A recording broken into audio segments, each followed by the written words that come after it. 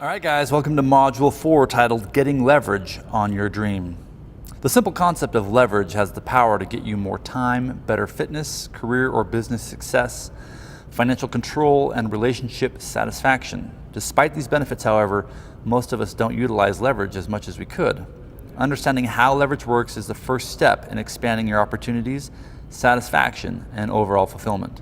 Tony Robbins, Success Coach.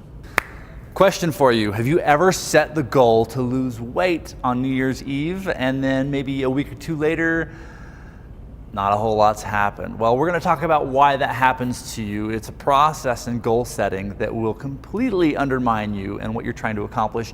And starting a business is one of the biggest goals you're ever going to undertake. So we got to make sure that that destructive process doesn't catch up to you like it did when you're trying to go to the gym. So what happens when let's use that example. Okay, so it's New Year's Eve. You're sitting there with your spouse and you're watching the TV, you're watching the ball drop, and you're thinking, God, what do I want to do with my life this year? It's a new year, I'm X number of years old, and I'm just tired of the same old, same as.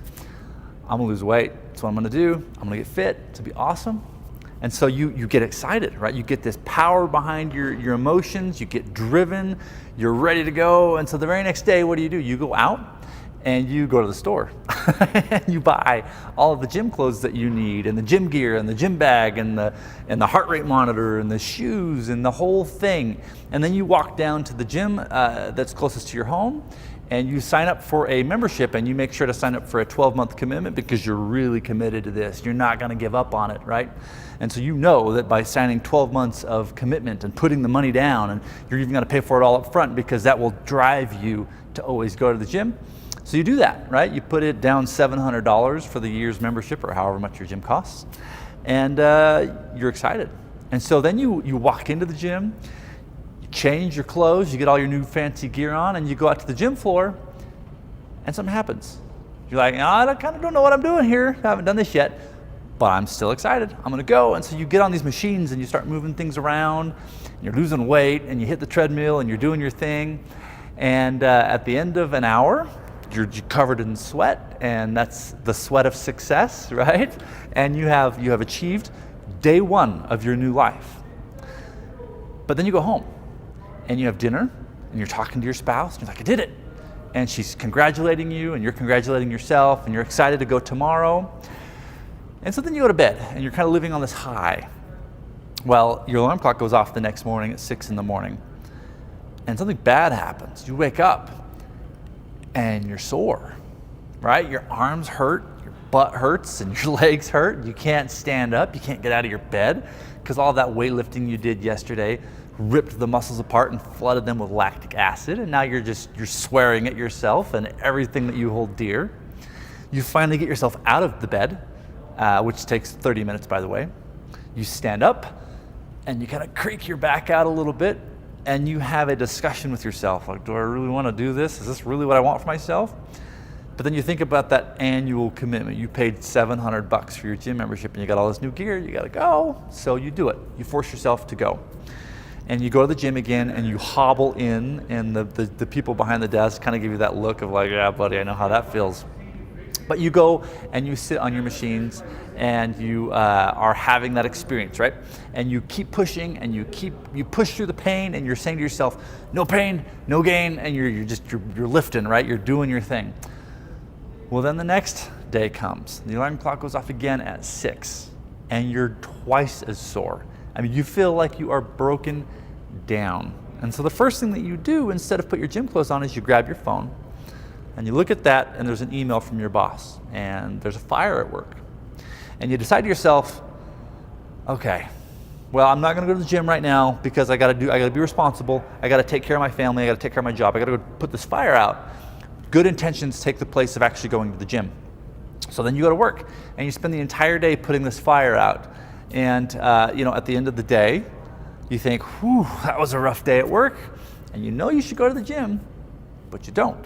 Because you start justifying, well, it's 5 o'clock, right? I mean, I can't go now because I got to go home and spend time with my family and be a part of that, and I got things I got to do. I'll go to the gym tomorrow. So good intentions take the place of action. This is what happens in a goal, guys, right? You start off really strong and then it gets hard. And when it gets hard, you slowly start creating stories in your head of why you shouldn't do this thing that you had set out to do. And you come up with really good excuses, so good in fact that you believe them and you realize it wasn't that important anyway. Well, we're gonna stop that right now, because when you launch your new business, you're gonna start with all that excitement, all that vigor, all that energy. And the moment it gets hard, you're gonna start having conversations with yourself of, yeah, I kind of didn't really wanna have a business anyway. You know, it's not that important. I'll just go back to my cubicle and watch Netflix for the next 8 hours because that will make me feel good. You're gonna have those conversations with yourself and you have to stop that. So here's how you do it. It's called getting leverage on your dream. This is a tool that I learned from one of my mentors, Tony Robbins. He is one of the greatest success coaches of all time. I love him. I go to his seminars all the time. I've read all of his books. If you're into self-help stuff, get into Tony Robbins. There's just no other way around it. He's the best that there is. But he talks about getting leverage on your dreams, and this is how it works. You sit down before you start your new dream, and your goal is to write out at least 10 reasons why you want that dream to occur in your life. It's called getting leverage because if you think about your arm like a big lever pushing down on it, what happens is every time you add a benefit to achieving this dream, you get more and more and more leverage on that dream. So go back to thinking about the gym for a minute. If your goal was to just go to the gym, that's a terrible goal actually if you think about it. There's no benefit in going to the gym. Going to the gym's hard. Lifting weights is hard. It's stressful. It takes up time. It's a challenging thing. So your goal shouldn't be, I want to start going to the gym. Instead, your goal needs to be driven around 10 to 25 benefits that you'll get from going to the gym. So, for example, you're now going to have a longer life. You're going to be able to see your grandkids and maybe their kids as you grow up. You're going to be 90 years old and climbing Mount Everest and exploring the world. You won't be stuck in a chair, completely brittle and broken down, because you'll have worked out your whole life. You'll be able to go on and run marathons, because there are guys that are in their 90s that are running marathons, people. That's the kind of guy I want to be when I'm 90, by the way. Other benefits, you're going to feel more alive. You'll have more energy. You'll be able to wake up earlier. You'll have a deeper relationship with your spouse because you'll feel good about yourself. She'll find you more attractive. There's so many things. You want to write down 10 to 25 reasons why you want to go to the gym and get fit. Once you have those reasons, they become your leverage, so that when life gets hard, you think, this is really hard. I don't want to do this right now, but I kind of want to look good for my wife. Right? So I'm going to go anyway. And what happens is, as you start using these tools to get you back into the gym, you get excited about going to the gym. And then you start to change as a person. And when you change as a person, the gym becomes something that you look forward to. It becomes a part of you, your psyche and who you are. Now take that back to starting your own business. When things get hard, if you use your leverage, right? Starting a business is a terrible goal. It's hard. It's difficult, right? I don't want to start a business, but I want all the things that come from starting a business. I want to have a certain amount of wealth so that my family's protected. I want to see the world and go on trips. I want to have full creativity in my job. I don't want people telling me what to do. I want to tell myself what to do.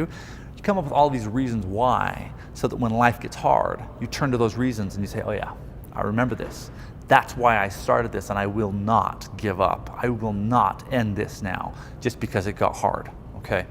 Your homework for today, guys, is to sit down with a piece of paper and come up with at least 10. But if you're an overachiever, which I know you are, try and come up with 25 reasons, benefits that you will experience by actually launching this new company of yours. So when life gets hard, you can turn to that piece of paper and get re-energized. All right, have a good one, guys.